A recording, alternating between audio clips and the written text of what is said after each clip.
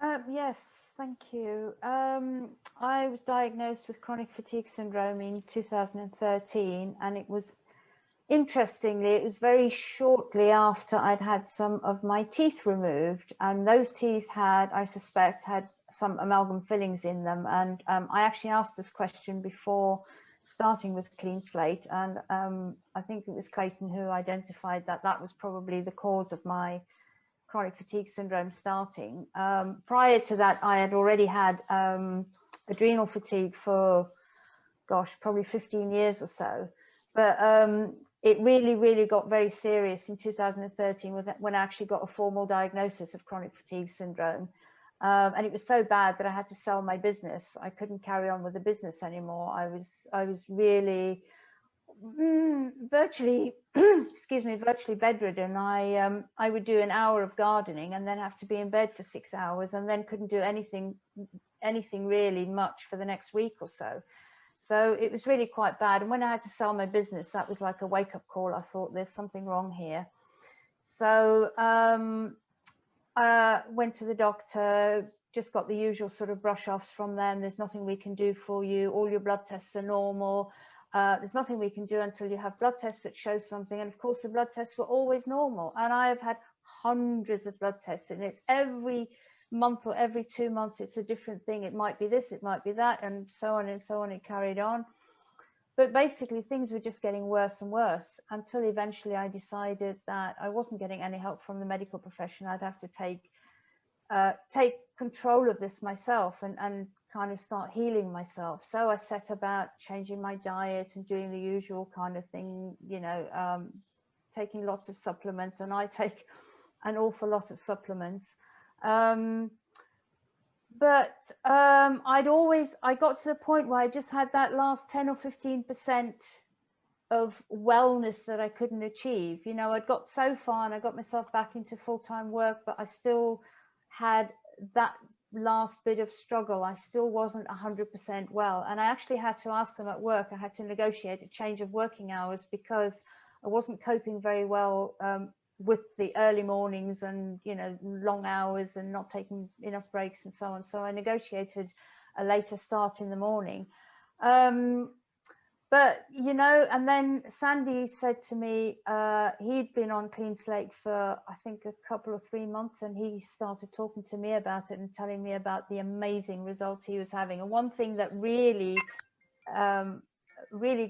attracted me to it was that he said it was decalcifying his pineal gland. And that, as you know, is, that kind of sharpens the intuition, and it gives you more clearer focus and all that kind of thing. So I started on Clean Slate, and almost immediately I noticed more energy. But the biggest, I can actually relate to everything that all of the previous 3 speakers have said. Almost everything that they've said are things that I've had, apart from the psoriasis. I haven't had psoriasis, but the liver issues, skin problems.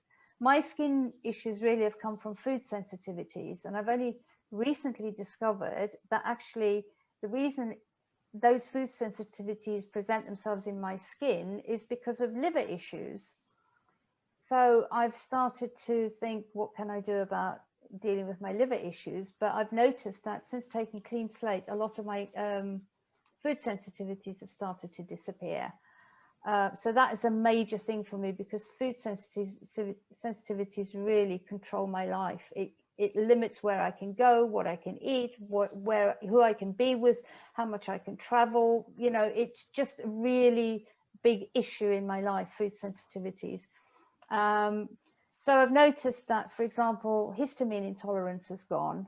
I don't have, my doctor said to me, you can never eat strawberries again in your life, because you have a, because at one point I was getting a histamine kind of reaction to strawberries and various other foods, fish and various things, but I don't get any of that anymore now. I was actually eating strawberries earlier today, and normally my lips would have been swollen and I would have had all of the itching and everything else, but I've got none of that now. The other thing that Marsha was saying, and I think I'd got to this point where I started to think, and friends of mine actually said to me, I think you've got ADHD. And I was saying, no, I've never had ADHD. That's not a thing for me. What it feels like is exactly how Marsha was saying, and Django was saying. It feels like your thoughts are just really chaotic, and I really struggle to focus and concentrate, especially at work. It would take me a whole day to finish my work, and to not even finish my work, and then I'd have to stay late. I'd have to stay an hour or two late in the evening just to finish that day's work. And now, like today, I finished all my work by 4:30, and I was ready. I started getting ready for this meeting and started thinking, getting my notes ready and everything, because all my work was done. But it used to feel like, I used to describe it like ants, having ants in my head, ants going all over the place. It's like signals firing off in all different directions.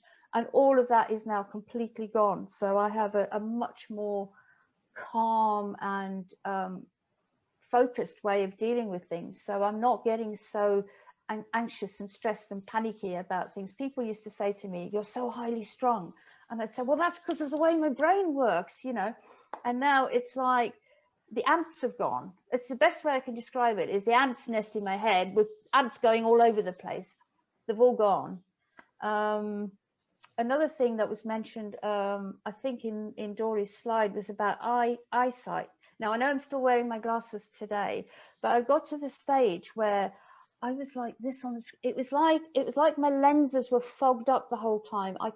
There was no clear, no matter how much I cleaned the lenses, I still couldn't see clearly, and it was getting worse. And I started to get these little black spots in front of my eyes. And so when I researched that, I went onto YouTube and watched a lot of videos, and everyone was saying this is because of debris in the eyes and toxic buildup. And I was thinking, well, how do you clean that up? So I started doing eye exercises, and I've been doing eye exercises for about a year to try and get the muscles to work better, to improve the blood flow. But it only got me so far. There was a slight improvement, and my optician noticed an improvement, but it wasn't enough for me to say, right, I don't need my reading glasses now. I can see clear. I don't have that. It was the kind of like almost like a film across my eyes. And earlier today, I was thinking, actually, I noticed that that's completely gone. I'm actually looking at the screen quite normally, and I'm not trying to clean my glasses every few minutes, because it feels like there's some kind of dirt or film on the lenses. That's all gone. I've got a list here of probably about 20 or 30 different things improvements that I've noticed. But another thing I've noticed, this is really interesting, Clayton, you might have some comments on this. On my sort of the top of my leg, on my hip, I've noticed this sort of round, like a patch of rough skin coming up, and I've noticed it there. And when I took a close look at it, I could notice little spots, red spots all the way around. It's like a round mark with little red spots all the way around. And then I remembered that when in the 60s, when I had my vaccinations, and I can't tell you exactly if it was polio or smallpox or what it was, they used to do, at that period in time, they did them on the leg instead of on the arm. So I got mine on the leg, and I suddenly made the connection. I thought, even in those days, they probably used heavy metals in the vaccinations. And this is the clean slate now pushing all that stuff out, which is why I don't know if I'm right in that assumption, but I'm assuming that to me, this is proof that all those heavy metals and all that rubbish that they put in vaccinations and everything that we put into our bodies, all of that is now coming out. Yeah, another thing I said to Sandy as well, I said, I feel like I've got my old personality back. It's like I used to have to really try to control my moods, and I had to really control my diet so carefully that I didn't eat the wrong thing, because, and Clayton, I don't know if you remember, I asked this question before I started as well, would it affect my copper levels? Because I suffer a lot with copper toxicity, copper overload. And I was really, really concerned that taking Clean Slate would release too much copper and put too much free copper into my system, and I would start getting all those copper effects again. But none of that's happened. So anyway, I'm sorry I've been talking so much. Not dead yet. 2 minutes. No, I'm not. The thing that I was most concerned about was that my copper levels would be disturbed, but it hasn't. That hasn't happened. So I'm really, honestly, I'm so happy. I'm so happy with the progress I've made. All these different things. Little niggly. My knee pain has gone. My back injury that I struggled with for 2 years has finally properly healed. Do you know? It's just a long list of lots of different things like this. So. But the eyesight improvement that I noticed today, that's been really major. And the biggest thing for me was focus and concentration at work, so that I can actually do my work during the day and finish in time, and I don't have to stay late to finish because it was so difficult for me to concentrate on what I was doing during the day. So you're getting Sorry. getting the question of how long have you been doing this, and have you only been doing 4 drops twice a day? I'm still only on 4 drops twice a day, and I'll tell you the reason for that in a minute. But I started on Clean Slate on the 5th of September. So it's about 2 months, but I had a week's break in between because I was on holiday and I ran out and I couldn't get the order in and so on. So probably all in all about 7 weeks, 6 or 7 weeks. Yeah, getting on for 7 weeks now. So the 5th of November will be 2 months. So remember Yeah. the 5th of November. From the 5th of September to the 5th of November, it will be. Right. So yeah, I mean, it's just, I honestly, I'm hoping, you know, like Mark with all his bottles and lotions and potions, I've got a whole box full of supplements and things I take. And I'm hoping eventually I'll be able to ditch at least half of those, if not more. You know, if this, especially with my liver thing, because a lot of my issues seem to be related to the liver. And I was so happy to hear what Tommy said earlier about, you know, about the improvement in his liver, because that's the one thing because that will help with my food sensitivities. Another thing that's gone, that's a really major issue for people with chronic fatigue syndrome, is multiple chemical sensitivity. It's called MCS. Dora, you probably heard of that. MCS, it's quite common, but I've noticed that I haven't had any MCS for probably a couple of weeks now. So would you equate that not to multiple chemical sensitivities, but do you think you could equate it to just a toxic overload? Yeah. And your body can't handle anymore and you're in chaos. Definitely. And you become because you've got so many toxins in you, you become hypersensitive to any toxin in the environment. So for example, I couldn't sit on a bus or a train near somebody who was wearing strong perfume. And now, just recently, when I've been on the tram, it just hasn't bothered me. And I've been known sometimes to get up and move to a different part of the train or the tram if somebody's got strong perfume on, because that chemical that chemical smell is just too overpowering, and it actually causes me to feel physically nauseous. But I'm fine with that now. You know, I haven't noticed any of that recently. So I've got a couple things I wanted to ask you about. One, the hip aspect is, yes, is your body pushing stuff out? And it's the fun part with Clean Slate, with how Clean Slate works as a mechanism, but also how it allows the body to start doing what it wants to do. And yeah. I had some information or an experience with that with one of my closest friends. We've been friends since kindergarten and preschool. But he had contracted poison oak many years ago. And a few years ago, he was on a flight, and because of the air travel, which is a whole other conversation we'll get into at some point, because we're starting to do some really cool stuff with some from people that work in the airline issue that have been poisoned. But so he took about 30 drops before he got on the plane. And then when he landed, he noticed that he had a rash on his leg. And he called and is like, am I having an allergy to using this? I'm like, no, it doesn't cause allergies. What do you have? And he started to explain it, just like you were talking about. And then he realized that the exact same location and the exact same look was what he had when he contracted poison oak from going for a walk in the woods. And when he had gone to the doctor, he went to the emergency room to get treatment for him. They told him there was nothing they could do, and he just needed to let it go away. Well, all of those biotoxins seeped into his skin where they were stored there. And as the body pushed it back out, he had the same response again as it cleared.